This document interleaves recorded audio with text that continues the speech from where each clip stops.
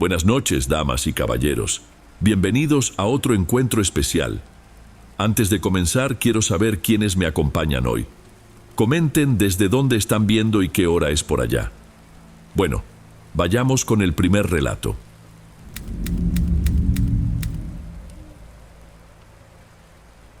¿Qué tal, Don? Mire, lo que vengo a platicarle tendrá, póngale usted, unos 8 años. Fue por la época en que apenas me habían asignado mi plaza como maestra en una primaria del gobierno.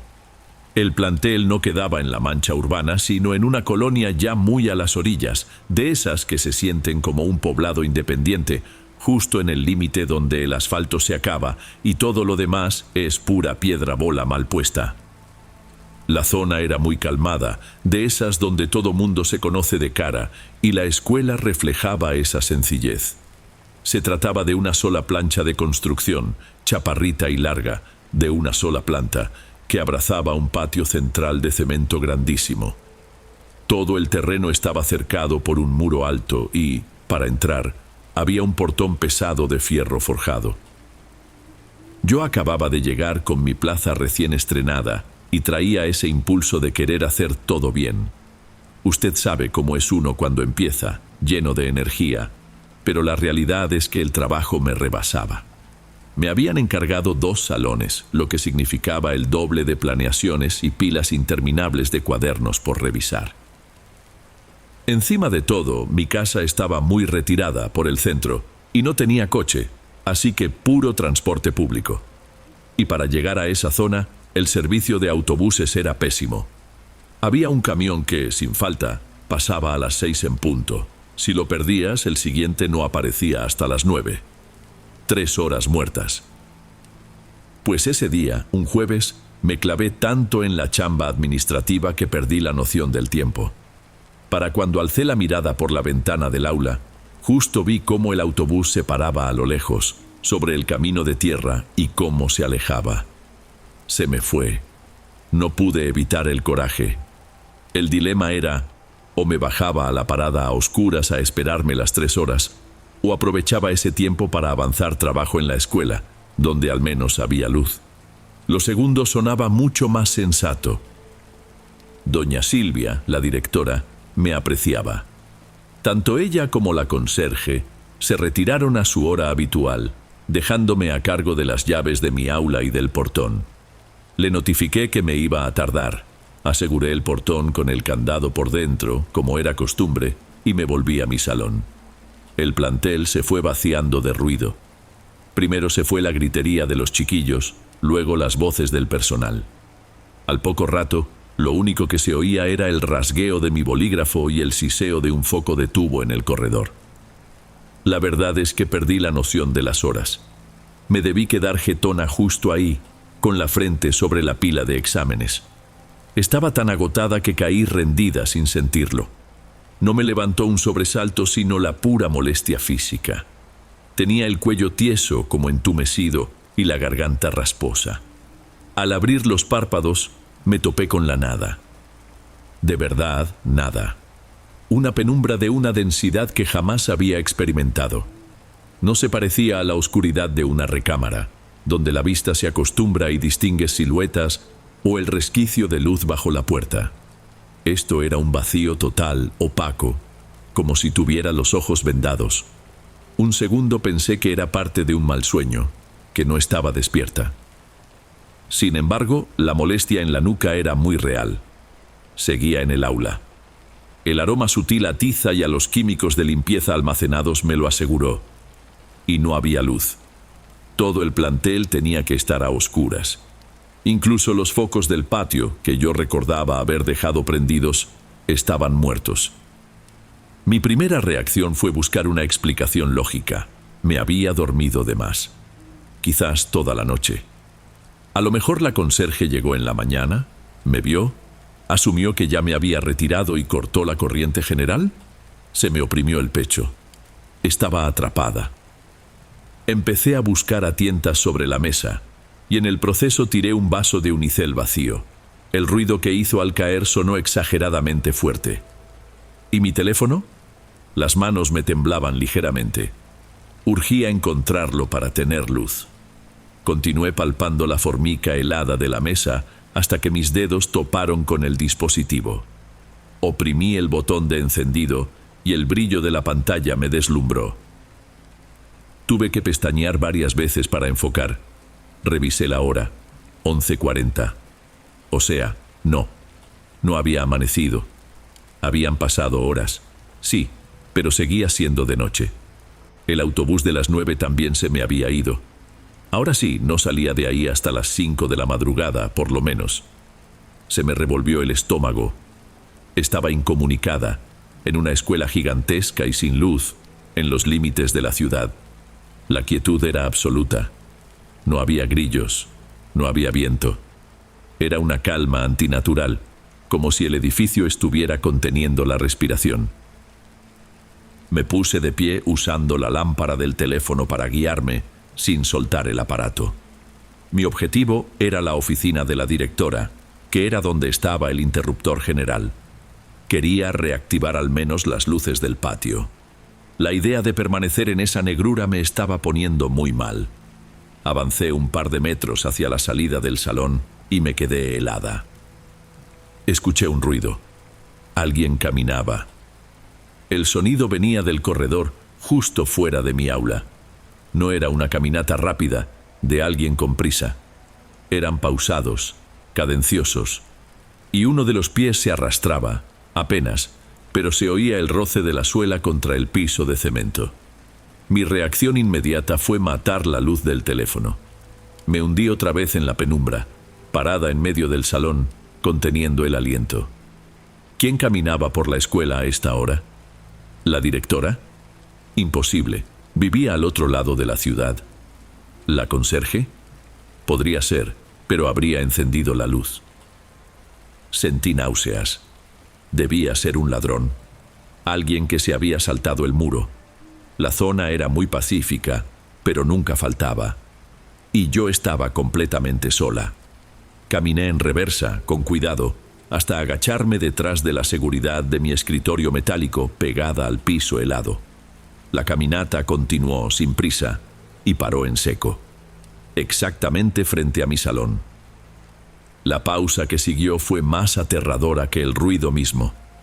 El único sonido era el golpeteo de mi propio pulso en los oídos. Permanecí agachada, sin mover un músculo, quizá por un minuto entero. Y entonces escuché cómo giraban el pomo de la puerta. Despacio. Pero yo le había puesto el seguro a la puerta. Estaba segura de haber presionado el botón de la cerradura, del lado de adentro, antes de ponerme a trabajar. Lo hacía por instinto. Era imposible abrirla desde el pasillo. Escuché un clac, un ruido seco. No era una llave. Fue un chasquido metálico, breve, como si el propio mecanismo interno se hubiera liberado solo. La puerta cedió. El quejido de las bisagras, aunque ligero, sonó como un escándalo en esa quietud. Una figura, más bien chaparrita y algo jorobada, se recortó contra la negrura del corredor. Esa persona avanzó un paso hacia el interior del aula. Instintivamente le eché la luz del teléfono, pero la mano me temblaba tanto que el rayo de luz danzaba por todos lados.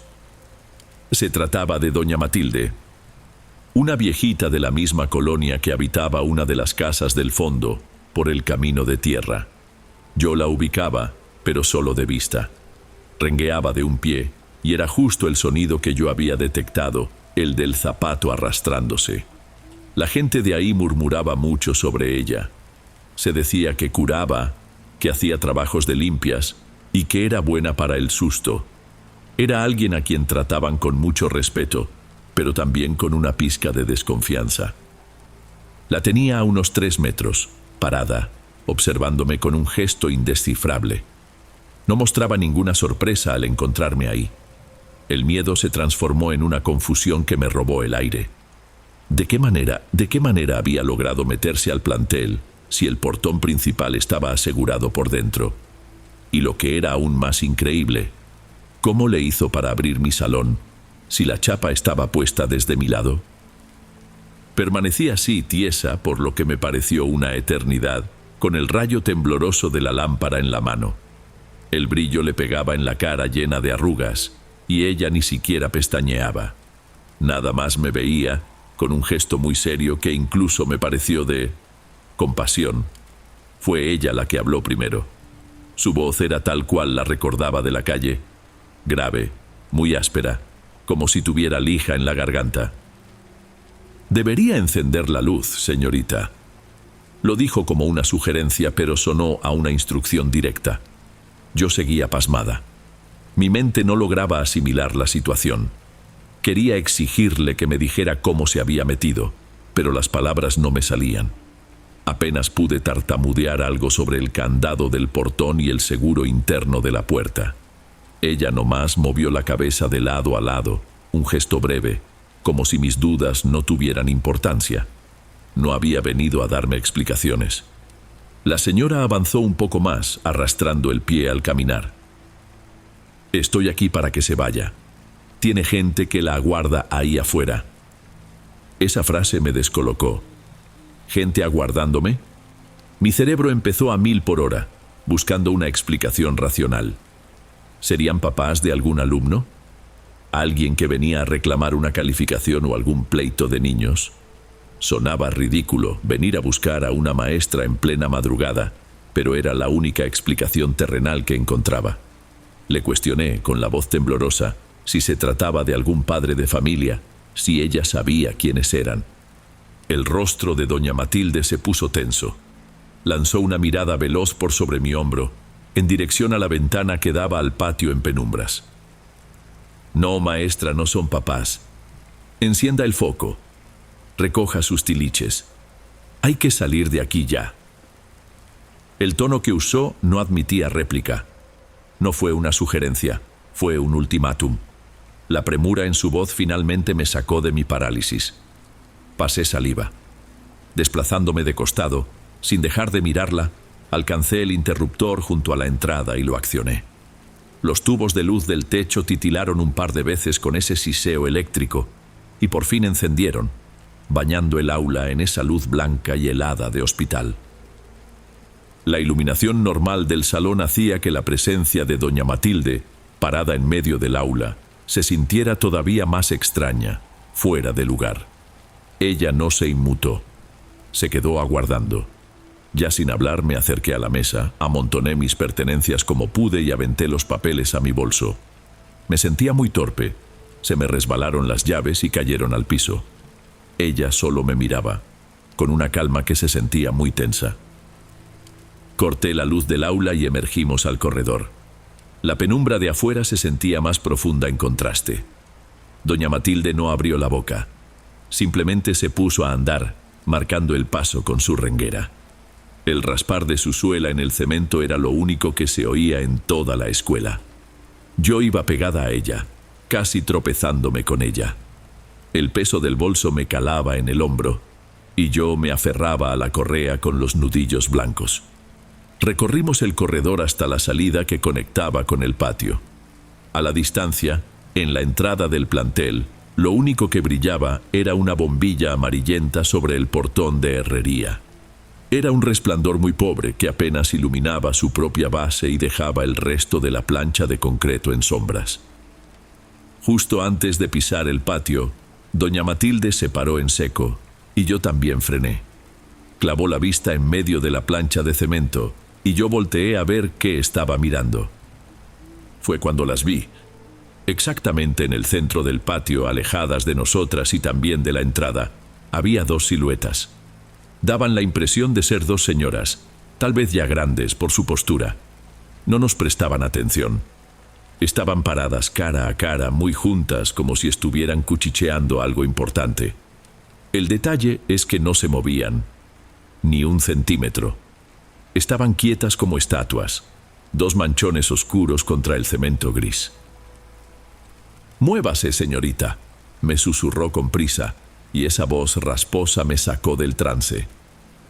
Doña Matilde aceleró el paso pegada al muro del edificio, aprovechando la sombra rumbo al portón. Yo la seguía, incapaz de dejar de ver a esas dos figuras. Y justo cuando íbamos a la mitad del patio, casi paralelas a ellas, fue que pasó. Una de las mujeres, la que estaba de espaldas a nosotras, se paró. No, es que ya estaba parada. Ella empezó a torcer la cabeza. Muy despacio, giró el cuello sobre el hombro, en un ángulo que no parecía natural hasta que su cara nos apuntó directamente. No le distinguí los rasgos. Era solo un bulto pálido en la sombra. Pero yo sentí sus ojos clavados en mí. El terror me paralizó por completo. De verdad, estuve a punto de caerme. Doña Matilde me agarró del brazo con una fuerza increíble para su tamaño y me dio un tirón, forzándome a avanzar. Alcanzamos el portón de herrería. La bombilla amarillenta apenas daba luz suficiente para ver el candado. Yo temblaba tanto que no podía meter la llave en el ojo de la cerradura. El latón estaba helado y húmedo por la noche. Doña Matilde aguardaba a mi espalda, pero no me estaba viendo a mí. Su vista estaba fija por sobre mi hombro, hacia el patio oscuro que dejamos atrás. Se le notaba la misma urgencia por salir que yo tenía. En el momento en que el candado botó, el golpeteo de la cadena gruesa contra el metal del portón retumbó en la quietud. Abrimos el portón de metal apenas lo necesario para escurrirme y pisamos el camino de tierra. Sentir el aire de la calle fue un descanso instantáneo, pero me duró muy poco. Volteé a ver. El candado, uno grande, de esos de bronce. Yo misma lo había puesto a las 6. Y cuando llegamos a abrir, estaba cerrado. Exactamente igual que el seguro de mi puerta, que estaba puesto por dentro. Nada de eso tenía el menor sentido. Giré para ver a doña Matilde. Estaba parada bajo el foco mortecino de un poste de luz. Quise agradecerle, e iba a insistir en mis preguntas, a suplicarle que me dijera qué pasaba. Me cortó antes de que pudiera decir nada. Se acercó un poco y su voz áspera se volvió un murmullo en la calle desierta. Póngame atención, señorita. Usted no es de por aquí, acaba de llegar. Fíjese bien en lo que le digo. Vio a ambos lados de la calle, hacia las casas en tinieblas que nos rodeaban. Jamás, jamás vaya a recibirle usted nada a la gente de esta colonia. Me quedé parada sin comprender. Le cuestioné a qué se refería con nada. ¿Cómo qué cosa? Un trago de café, un poco de agua, un pedazo de pan que le invita la mamá de un niño, precisó con una seriedad absoluta. Si se lo ofrecen, usted da las gracias, inventa que va de carrera, que viene comida, pero no lo reciba, ni lo pruebe. Me sostuvo la mirada un instante como para cerciorarse de que la advertencia me había quedado clara. Usted corrió con suerte porque yo me di cuenta. Ellas nomás la estaban midiendo. Para la otra, a lo mejor le ofrecen algo. Y el que agarra, a veces ya no se vuelve a ver. Y sin más, sin aguardar mi reacción, dio media vuelta y se fue alejando por el camino de tierra, rengueando, hasta que la noche se la tragó rumbo a su casa. Yo me quedé parada en la calle vacía. Daban casi las 12. Me tocó aguantar en la parada sin luz, junto a la escuela, hasta que pasó el primer autobús a las 5 de la mañana, sin quitarle el ojo a la oscuridad. Pero el temor que me acompañó esa madrugada ya no era por un asaltante o por la soledad. Era un pavor mucho más viejo. Jamás platiqué esto con ningún colega. Todavía trabajé en esa escuela 2 años más. Doña Matilde murió al poco tiempo, y yo jamás volví a saber de las 2 figuras en el patio. Eso sí, en todo ese tiempo nunca más dejé que se me hiciera de noche en el salón. Y por nada del mundo, jamás, le recibí ni un dulce a nadie en esa colonia.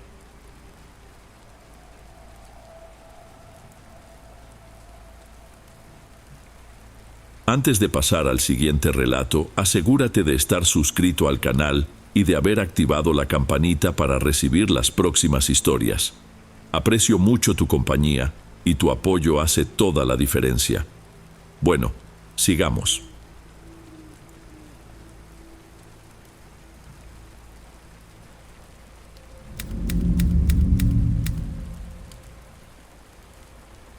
Tengo este recuerdo, uno que mi cabeza intentó borrar por mucho tiempo.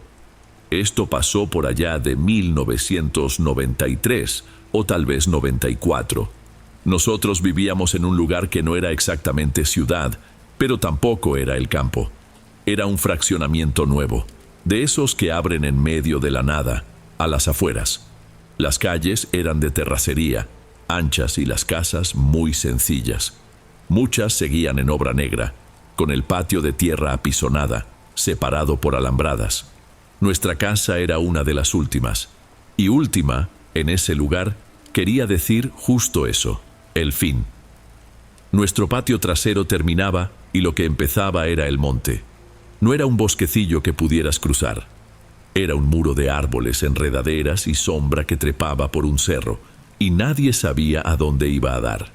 Mi papá, Antonio, siempre nos advertía que no pasáramos la alambrada. Mi mamá le tenía un pavor terrible a ese monte. Decía lo de siempre, que de ahí salían víboras, alacranes. Lo normal. Pero había una presencia en ese lugar. De día no había problema. Se oía el ruido de los pocos niños, el ladrido de los perros. Camila, la hija de los vecinos de la casa de abajo, se la pasaba jugando en su patio. Era chiquita, debía tener unos 5 años. El problema empezaba cuando bajaba el sol. Ese lugar se quedaba quieto de una forma distinta. Esa noche en particular, recuerdo que el día había sido caluroso, bochornoso. El cielo se puso naranja y luego se apagó muy rápido. Ya habíamos cenado. Mi papá estaba en la sala, cansado del trabajo. Mi mamá estaba en la cocina terminando de lavar los trastes. Yo estaba en el sillón viendo la televisión. La tele era chica, de esas de cinescopio de 14 pulgadas, y la imagen tenía estática. Serían como las 7 y pico de la noche. Allá afuera, la calle ya estaba negra. El alumbrado público era un solo poste, allá en la esquina, que apenas y alumbraba. El silencio normal de la noche estaba cayendo. Ese en el que oyes el motor del refrigerador y los grillos a lo lejos. Era la rutina de siempre. El primer sonido que rompió la noche no fue fuerte. Fue un grito de mujer, agudo, que lo cortó todo. Dejé de ponerle atención a la televisión de inmediato. En la cocina, a mi mamá se le cayó algo de metal en el fregadero, un ruido fuerte que se oyó en toda la casa. Ella preguntó desde la cocina qué había sido eso. Pero antes de que yo pudiera responder, vinieron más gritos. Eran hombres. Ahora. Voces graves, gritando palabras que no entendía, groserías. Parecía una pelea, un pleito en la calle, y mi primer impulso, como niño, fue ir a ver. Me levanté del sillón y fui hasta la puerta de la sala. Era una puerta simple, mitad vidrio, mitad madera. Allá afuera, en la oscuridad, veía luces de lámparas de mano que se mecían para todos lados, corriendo. Mi mamá salió de la cocina secándose las manos en un trapo. Tenía la cara tensa. «Quédate aquí adentro, Reinaldo», iba a discutir. A decir que solo iba a asomarme, pero mi papá, Antonio, ya estaba de pie. Él no parecía curioso, parecía alerta. Pasó junto a mí y fue directo al lavadero, en el patio trasero. Oí el ruido de él revolviendo en el rincón de las herramientas. Un segundo después, regresó a la sala. Tenía el machete en la mano. Era el machete que usaba para limpiar el patio, para cortar la hierba alta. La hoja era larga, gastada por el uso, pero aún así era un arma. Eso me dio un nudo en el estómago. Nadie agarra un machete por una simple pelea de borrachos. Los gritos de afuera aumentaron, y ahora entre las groserías de los hombres, oía la voz de la mujer de nuevo. Era nuestra vecina, la mamá de Camila, y entendí lo que gritaba, llorando, desesperada. Gritaba: «¡Se la llevaron! ¡Se llevaron a Camila! ¡Agárrenla!». Mi papá abrió la puerta. El sonido de la noche entró de golpe. Eran varias personas corriendo en la calle de terracería, los pies golpeando el suelo, las lámparas cortando el polvo. El papá de Camila estaba ahí gritándole a los otros hombres. Mi mamá fue hasta la puerta, agarrándose del marco. «Antonio, por el amor de Dios, ¿a dónde vas?». Mi papá la miró con el rostro endurecido. «Se llevaron a la niña de los vecinos. Cierra todo con llave y no salgas por nada». No esperó respuesta. Bajó los 2 escalones del porche y empezó a correr en dirección al alboroto, con el machete firme en la mano. Yo me quedé parado detrás de mi mamá, mirando por la puerta abierta. Las luces de las lámparas, las voces, todo se estaba moviendo. Y no se movían por la calle. Iban demasiado rápido, cortando camino por los patios, en dirección al final del fraccionamiento, en dirección al monte. Mi mamá azotó la puerta y giró la llave. El sonido de afuera se ahogó al instante, pero no desapareció. Recargó la frente en la madera de la puerta y se quedó ahí, quieta, por unos segundos.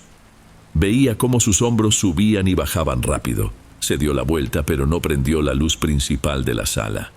La única luz venía del foco débil de la cocina, al fondo del pasillo, y el brillo mudo de la televisión, que seguía pasando algo que ya nadie veía. Nos quedamos en silencio. Allá afuera los gritos no habían parado, pero eran distintos. Estaban más distantes. Podía oír las voces de los hombres, pero se estaban perdiendo a lo lejos. Parecía que el monte se estuviera tragando el sonido. Mi mamá fue hasta la televisión y apretó el botón. El brillo desapareció y la sala quedó casi a oscuras. Se sentó en un sillón de madera que había cerca de la ventana, pero no miró hacia afuera. Miraba al suelo. Yo regresé al sillón. La tela era áspera, me picaba la piel. El tiempo empezó a arrastrarse de una forma extraña. 1 minuto parecía durar media hora. Quería preguntar qué había pasado. ¿Qué se llevó a Camila?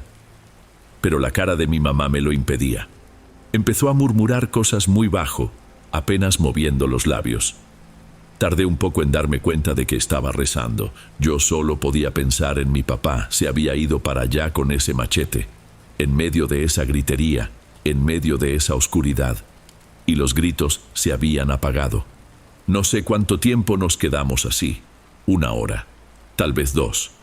La casa del vecino estaba apagada, silenciosa. La calle entera estaba muerta. No pasaba un coche, ni los perros ladraban ya. El cansancio empezó a ganarme.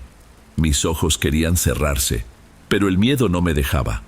Me acosté en el sillón, abrazado a un cojín, todavía mirando hacia la puerta, esperando el sonido de la llave girando, pero no llegó. En algún momento, en medio de esa espera, debo haberme quedado dormido. No sé qué hora era cuando desperté. La sala seguía oscura, pero había una línea de luz viniendo de la cocina. Mi mamá estaba allá, hablando bajo, y mi papá había vuelto.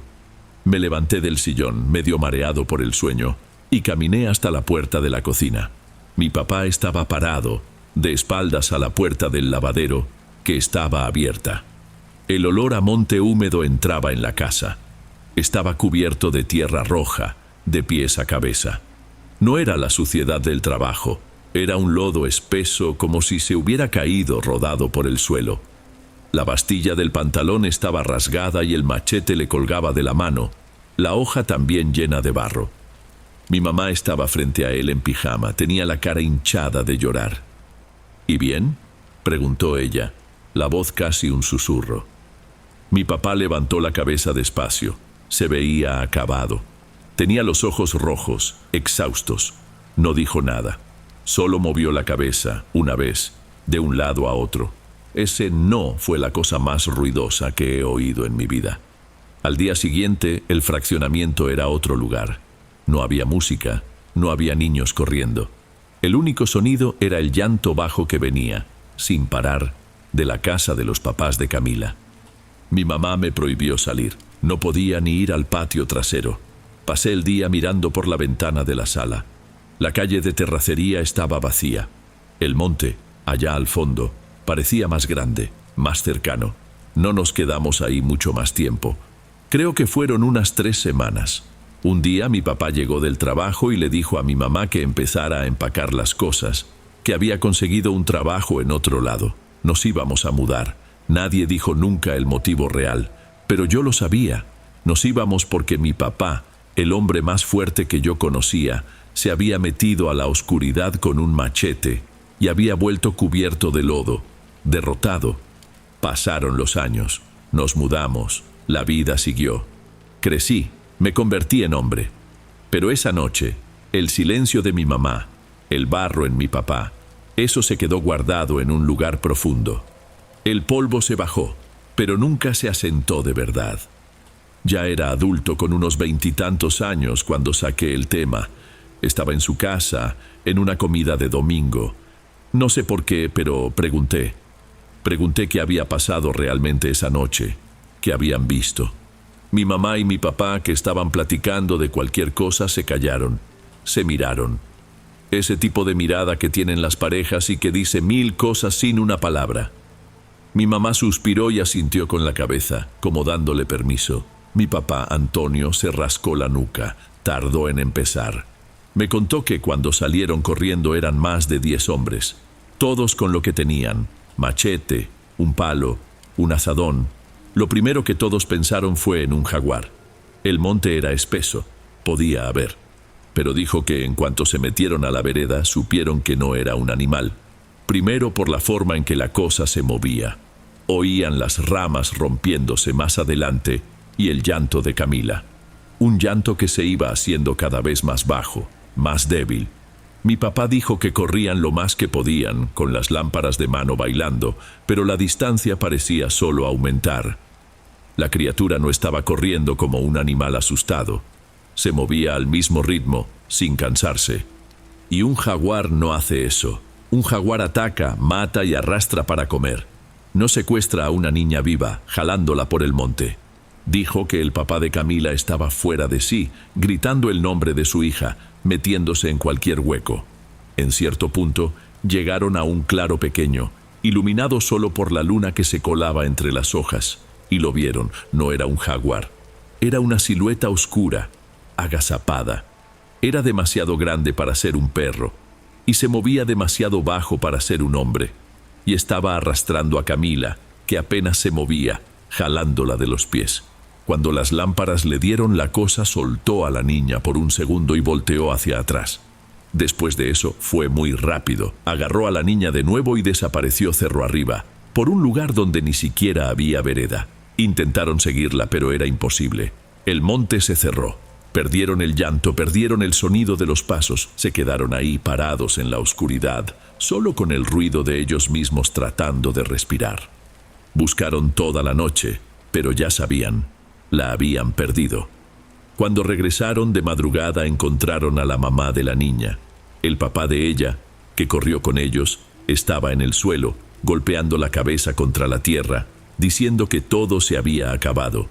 Y fue la mamá, en shock, quien contó lo que vio. Dijo que vio al animal agarrar a Camila del patio, que era un perro enorme, negro, pero que cuando la miró, antes de correr, tenía cara de hombre. Mi papá dijo que todos se quedaron callados. Pensaron que era la desesperación hablando, el trauma, hasta que otro vecino, un señor mayor que había corrido con ellos, se sentó en un tronco y dijo, con la voz entrecortada, que la mamá de Camila no estaba loca.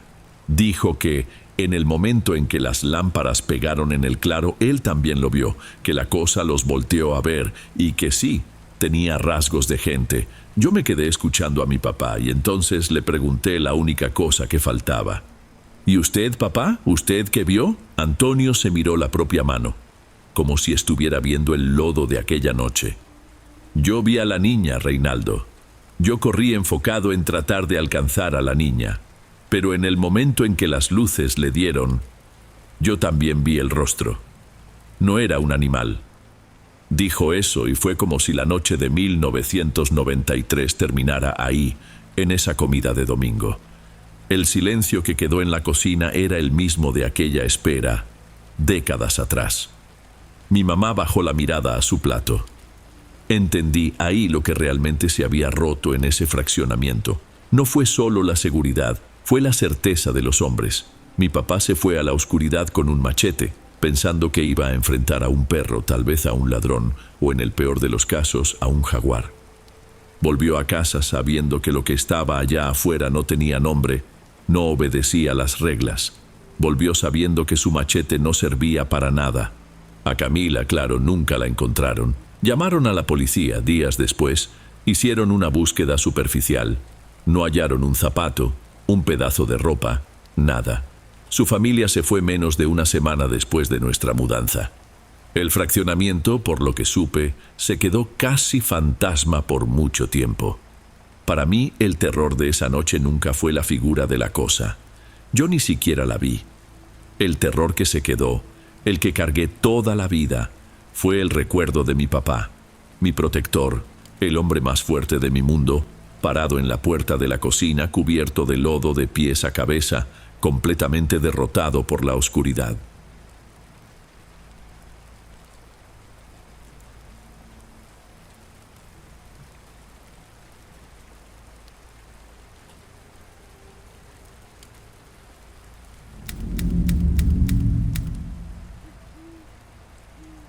Hace ya varios años que dejé la carretera. Hoy en día, cuando veo uno de esos tráileres enormes, un doble remolque, devorando la autopista en plena noche, siento una cosa fea aquí en la panza. No es nostalgia por el volante, para nada. Es otra cosa. La razón por la que colgué los guantes es justo esto que les voy a platicar. Debe haber pasado, creo que unos 4 años atrás, tal vez un poco más.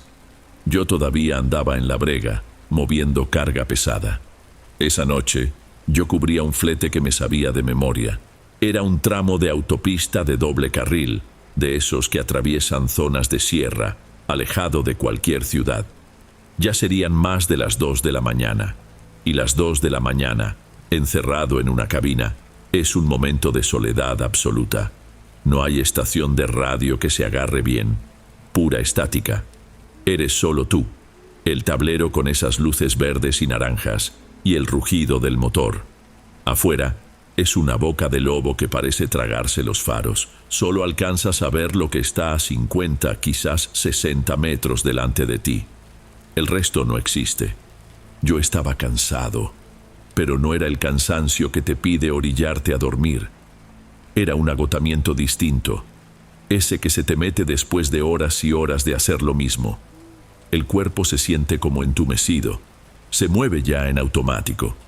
Metes el cambio, revisas el espejo, corriges la dirección, todo sin siquiera procesarlo. La cabeza, es así, andaba en otro lado. Estaba en el pago del financiamiento del tractocamión, que se vencía la otra semana. El diésel había vuelto a subir y lo de este flete apenas iba a sacar los gastos y el servicio que ya le tocaba al tracto. Yo me la pasaba ahí, con la vista en la raya blanca que corría por el asfalto, nomás echando cuentas en la cabeza. Eso, o pensaba en el café que se estaba acabando en el termo, que ya estaba más tibio que caliente. Uno entra en un estado casi de desconexión. La luz de los faros en el pavimento, el ligero vaivén de la cabina. Yo conocía esa ruta como la palma de mi mano. Sabía exactamente dónde estaban los baches, dónde empezaba la subida más larga y dónde quedaba el único paradero decente que a esa hora, yo sabía, estaría cerrado. Yo solo quería llegar. Entregar la carga, recoger la nota e intentar dormir unas horas antes de agarrar camino de vuelta. Era solo una noche más, igual a tantas otras. O al menos eso era lo que yo creía. Me estaba acercando a un puente vehicular. Uno de esos puentes de concreto simples, sin nada de iluminación, que solo sirven para que un camino de terracería cruce por encima de la autopista. Vi la silueta oscura del puente contra el cielo, apenas un bulto contra la negrura de la madrugada. Es el tipo de cosa que notas, pero no registras. Pero entonces, las luces altas golpearon la estructura de concreto y lo vi. Había algo en el muro de contención. De lejos parecía una bolsa de basura que el viento había aventado ahí, tal vez. Pero conforme me acercaba, y yo no iba despacio, la forma se volvió más clara. No era basura, era una persona. Estaba de pie, encima del muro lateral, de pie, haciendo equilibrio. ¿Quién, en su sano juicio, hace algo así? 3 de la mañana, en un puente perdido en medio de la nada. Por un segundo, mi cerebro simplemente no quiso aceptar la información. Y entonces, lo vi claro. Era una mujer. Estaba parada ahí, y parecía estar mirando directamente en mi dirección, directo a mis faros. Ni siquiera me dio tiempo de parpadear. No se cayó, no se tropezó, se aventó.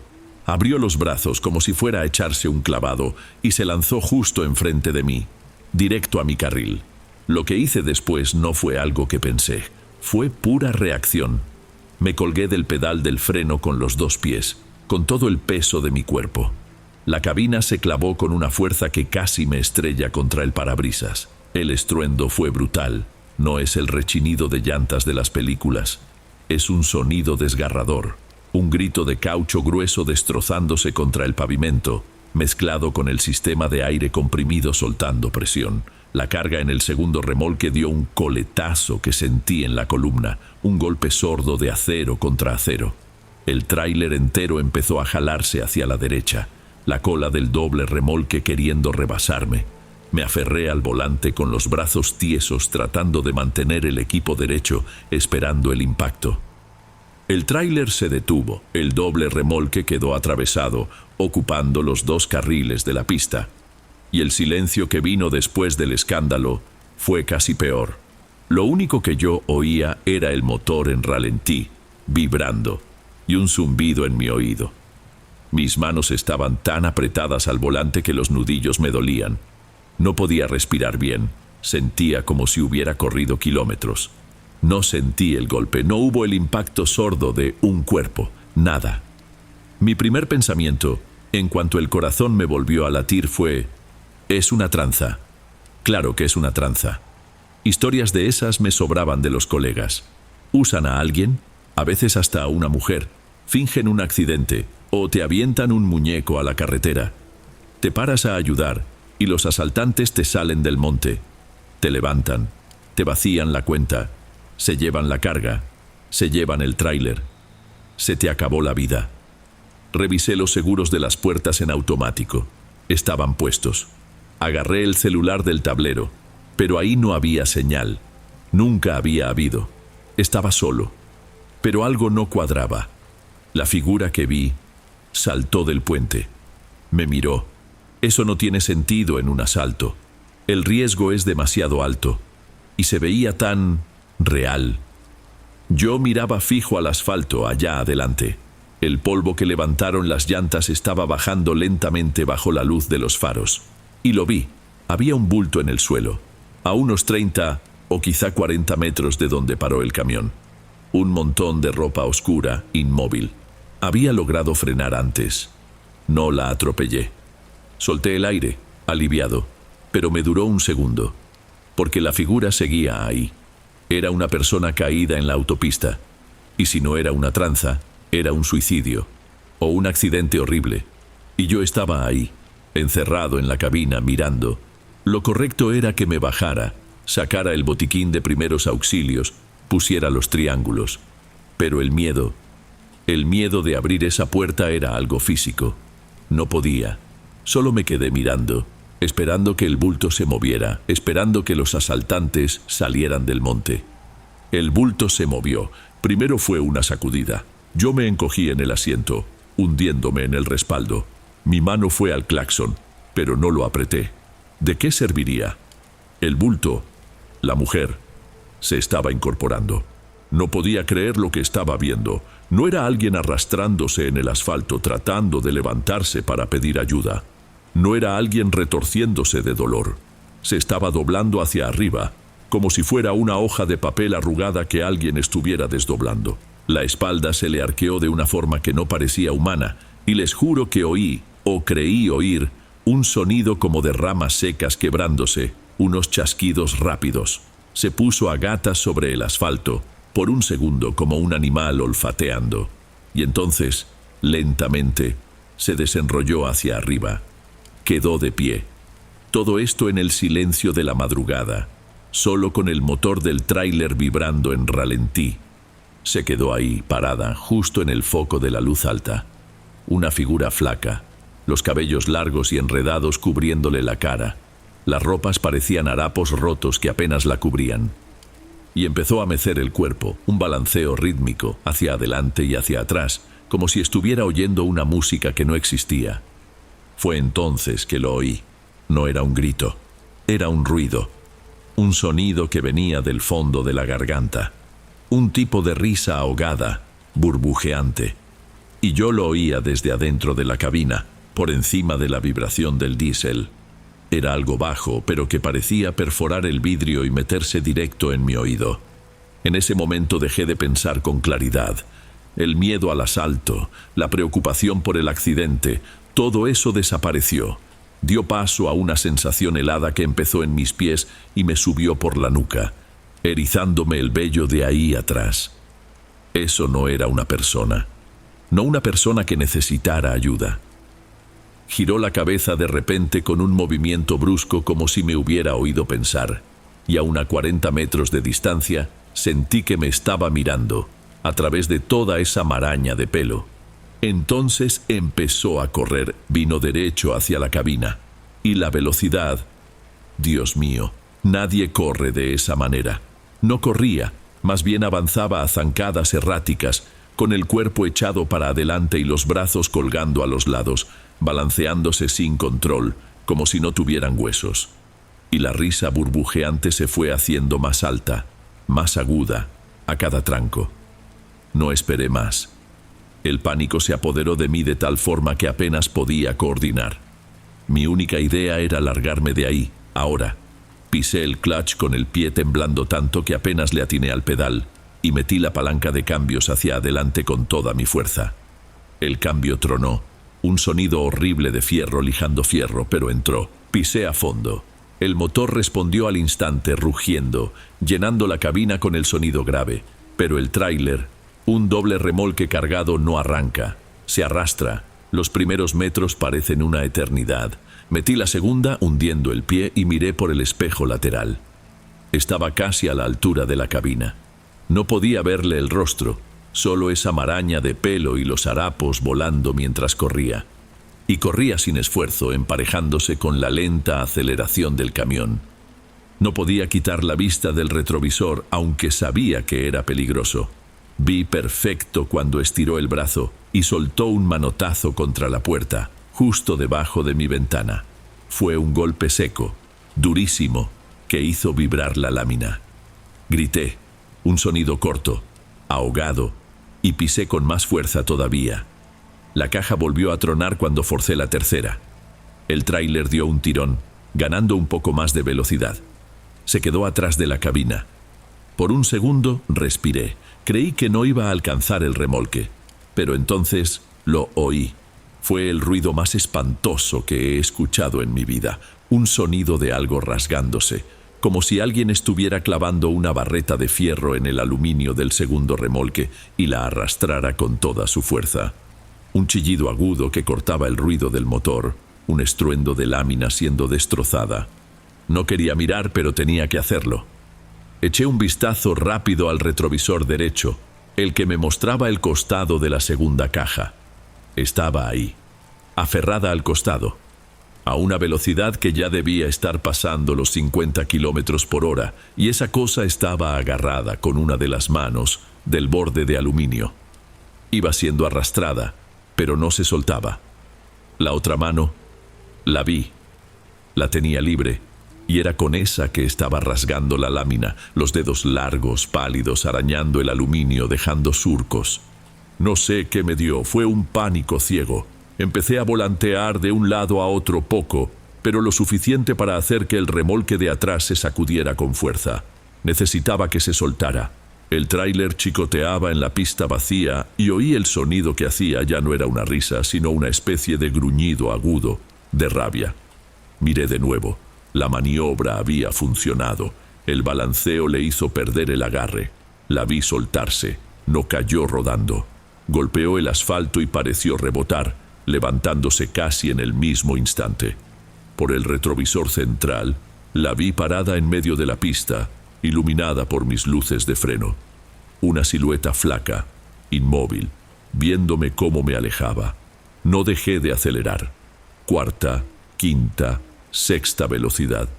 Yo solo quería poner distancia.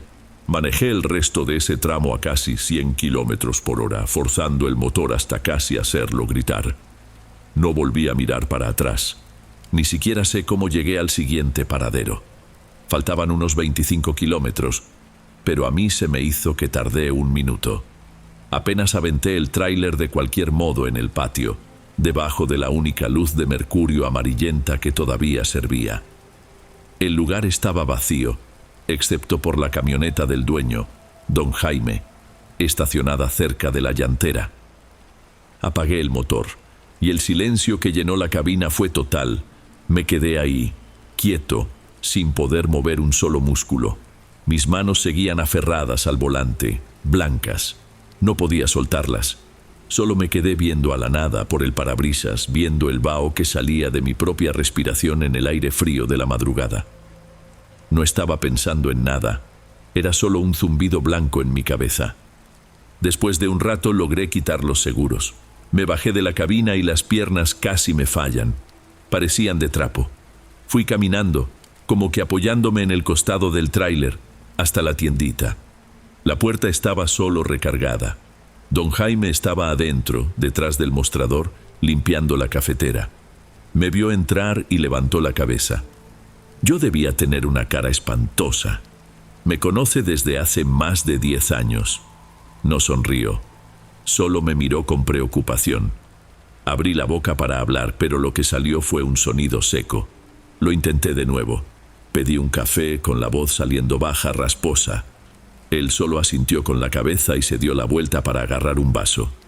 Mientras colaba el café en ese momento, don Jaime me preguntó, sin voltear, si había tenido algún problema en la carretera, si el flete había estado tranquilo.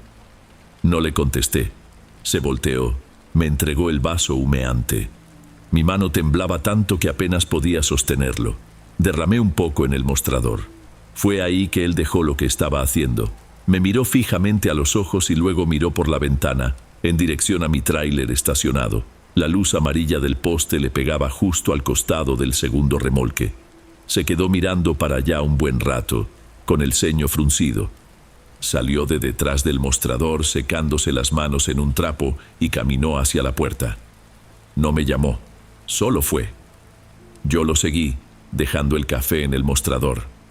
Nos paramos los dos ahí, en el patio, a unos 5 metros de mi carga, y lo vi. No eran rasguños. Esa palabra es muy débil para describirlo. Eran cortes profundos. 4 cortes paralelos, hondos, que empezaban a la mitad del remolque y seguían hasta el final. La pintura había sido arrancada y el aluminio de abajo estaba todo retorcido, como si alguien hubiera pasado una herramienta pesada por ahí, con una fuerza descomunal. Don Jaime se quedó en silencio por 1 minuto entero. Luego se volteó a verme, con la voz muy baja. «¿Dónde fue eso, Alfredo?», le conté. Le hablé del puente vehicular, de la mujer que saltó, de la carrera. Con cada palabra, su rostro se ponía más serio. Me dijo que había tenido suerte. Me contó que unos 6 meses antes, otro colega nuestro, un chavo que hacía la misma ruta, se había volteado en ese exacto tramo. Él solo. El tráiler fue pérdida total.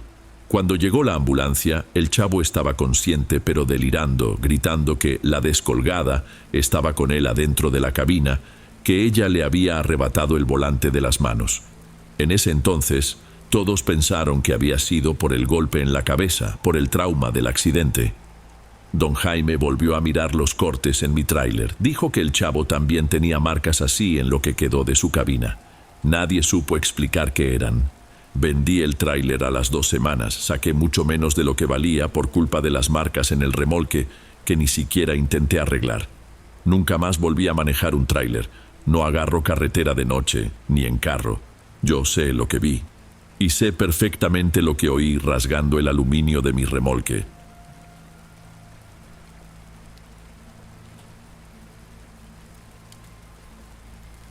Bueno, amigos, estos fueron los relatos de hoy. Espero de corazón que les hayan gustado. Subo nuevos videos todos los días y me dará mucho gusto verlos en los próximos. Ahora en la pantalla les dejo otros 2 buenos videos que seguro les encantarán. Un abrazo de Dom y nos vemos por allá.